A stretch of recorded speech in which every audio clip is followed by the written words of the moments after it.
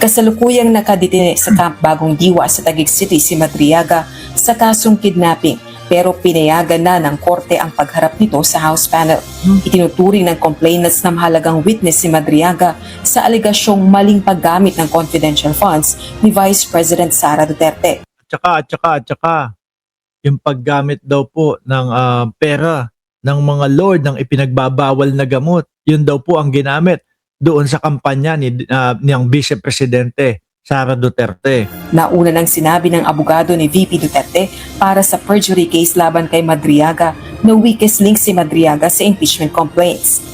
Pero hamon Malalaman natin yan bukas kung talagang weakest link siya. Ano po? Malalaman natin yan. Pero ang dami apat para ho sa akin, apat. Yung confidential funds, tapos yung bribery doon sa DepEd, tapos yung pagbabanta sa buhay ng Pangulo, yun yung pinakamalakas eh. Kasi ultimo ho tayo na mga nasa bahay lang, narinig po natin ang pagbabanta ng Vice Presidente. ng ilang House Justice Committee members sa kampo ni VP Duterte, gibain ang kredibilidad ni Madriaga sa pamamagitan ng pagharap ng Vice Presidente sa pagdinig. Aha. Inihayag naman ni Representative Rito na naghain ng petition for prohibition and injunction si Attorney Mans Carpio sa isang Quezon City Regional Trial Court Yan nga yung pinakita ko sa inyo. at nakakuha ng kopya nito ang House Justice Committee. Layo nitong hilingin sa korte na maglabas ng kautusan para pigilan ang pagpapasapina ng income tax returns nilang mag-asawa ni Vice President Duterte. Bakit takot na takot sila sa mga ganyan mga ITR? Dahil ako talaga naniniwala ko at tingin ko kayo din kapag wala ka itinatago, okay lang sa iyo lahat dyan. Di ba Tina B, Aurelia Adena at Alonly TV, iyak mga DDS. Bye-bye na. Naku po Nung nakita lang ho nila na nagja-jumping jack si Pangulong Bongbong Marcos at tumatakbo sa labas ng Malacanang iiyakan na yung mga yan Giit ng kampo ni Attorney Carpio, walang jurisdiksyon at kapangyarihan ng House Justice Committee na maglabas ng subpoena kundi ang Senado lamang bilang isang impeachment trial court. Nakasaad pa sa petisyon na isang pribadong individual si Attorney Carpio at hindi bahagi ng impeachment proceedings laban kay VP Sara. Pero asawa mo. Asawa mo. Wala nang paligoy-ligoy. Asawa niya. Di ba?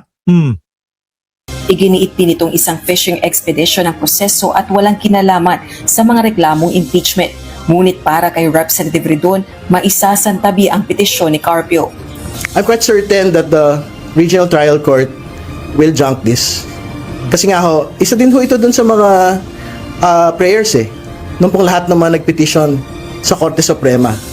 So I Ganyan na din yata yung isinabit ni Sara Duterte. think if the Supreme Court did not issue a TRO against the release of subpoena documents, neither should the Regional Trial Court in which this case had been filed. Oras ding matanggap ng House Justice Committee ang kopya ng income tax returns mula sa Bureau of Internal Revenue, bubusisiin ito sa pagdinig.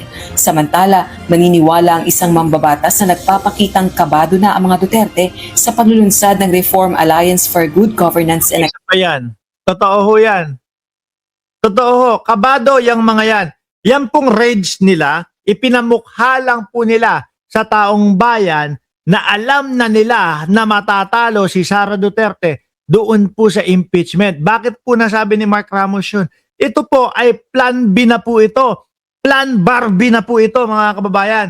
No? Hindi. Sabi nga ng Vice Presidente, dapat meron kang plan A, B, C, D, E, F, G, H, I, J, K. Ito ho, etong plan Barbie, mga bossing, paghahanda po nila ito. Dahil alam na po nila na kapag po nagkaroon na ng tagisan ng ebidensya at ng kanilang depensya, lalamunin sila ng buong buo. Kaya gusto nila na ipamuka o ipahatid sa taong bayan, mga bossing, na itong plan Barbie na ito, mga kababayan, ay kapag si Sara Duterte na impeach, hindi na pwedeng tumakbo, si Baste Duterte na ang tatakbo sa pagka-presidente. Nok ng tutya naman, baka kapati kapwa nyo, mga DDS, hindi iboto ya si Baste. Di ba? Maniwala ho kayo. Mali naman yung acronym ng RAGE. dapat RAGA, RAGA. O, nakita ko din yan kanina eh. Di ba? Ito yung samahan ho nila, yung rage na ito, mga kababayan. Pagpapamukha o pagpapaalam sa taong bayan na ang impeachment ni Sara Duterte ay maaaring hindi pumabor sa kanila. Kaya Plan Barbie, mga bossing. No? Si Baste ang tatakbo. Pinapalakas na ho nila. Eh kaso wala. Mukhang hindi naman po tatangkilikin ng taong bayan. Sila lang ho yan. Ano, pugot ulo na naman. Hilig ng ganon. Ulo lang! Sabi ni Baste, ulo lang! Ni Bongbong Marcos ang kailangan natin. Hindi natin alam ngayon, mga bossing, kung ulo ba, ulo dito sa taas, o yung ulo ng ratbo ng Pangulo ang gusto ni Baste Duterte. Eh kasi nga po, Barbie. Accountability o Rage Coalition sa panguna ni Davao City Mayor Sebastian Baste Duterte para kay House Deputy Minority Leader at ACT Teachers Party List Representative Antonio Tino, maituturing itong Plan B na mga Sabi sa inyo eh, di ba? Plan Bar B. Plan B. Plan Bar B. Plan B. Duterte. Malinaw na may Plan B ang mga Duterte. Ito si Baste, no? So pinapakita na siguro kabado ang Anong siguro po? Kabado na talaga yung mga yan, sir. kampo ng mga Duterte na maaring ma-impeach at magtuloy-tuloy at ma-convict sa Senado ang Pero sige, lumayo tayo ng konti. Let's say si Barbie, no? Ang tumakbo ng pagka-presidente sa kanila. Kasi nga 'di ba ginawa nila presidente na daw nung kung ano mang katarantaduhan na grupo nila ngayon na 'yan. 'Di ba? Sino itatapat mo kay Baste Duterte? Sino itatapat kay Baste Duterte? Baka Risa Ontiveros hindi na uubra yan eh. Tinodohan pa ng Malacanang at ng Kakamping. No? Talagang nagsanib puwersa. Oh. Talagang sinigurado nag-Leni Robredo sa pagka-presidente. At ang katambal ng Presidente Leni Robredo ay si Bongbong Marcos bilang vice-presidente. Ay wala na. Kangkungan na. Green, di ba kangkong? Oh, yun na yan. Easy. Bakit? Tayo mga pula, iboboto si Leni. Kasi siya yung pinagkatiwalaan ni Pangulong Bongbong Marcos na maging katambal sa pagka-presidente. Yung mga kakamping naman, kahit papaano naman po, napapahanga sila ni Pangulong Bongbong Marcos kung paano magtrabaho bilang presidente. Bilang pinagkatiwalaan o pagkakatiwalaan ni Atty. Leni Robredo, si Pangulong Bongbong Marcos, natural, ganun lang din ang gawin niyan. O sino yung si Baste doon sa mga yan? Di ba? Walang-wala. Puro lang naman, hamon. Pag nagsuntukan kami ni Torre, bugbog yan sa akin. Nilatagan ng lona. Boxing sila.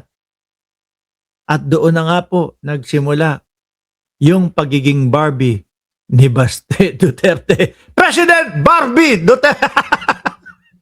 Gagi kayo, magalit sa atin yan, ano? vice-president. Magalit sa atin yan, baka malamax Alvarado yan, oh. Yung tipong kontrabida, di ba? Lagi si Max Alvarado, laging kontrabida. Oh. Kaya wag niyong ginagalit siya si Baste, no? Hahabaan kayo ng baba niyan. Tsaka ipapakita niyan yung tsapad na bunbunan niyan. Presidente. So, mauudlot ang kanyang presidential bid. Giit din ito, malinaw na usaping politika na naman ito at maagang pangampanya.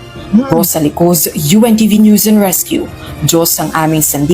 Pero inyo, ang Presidente Marcos, ang pinagkakaabalahan, magtrabaho, ang pinagkakaabalahan, fokusan yung mga pagtaas ng mga presyo. Tapos sila, kampanyahan time na ho,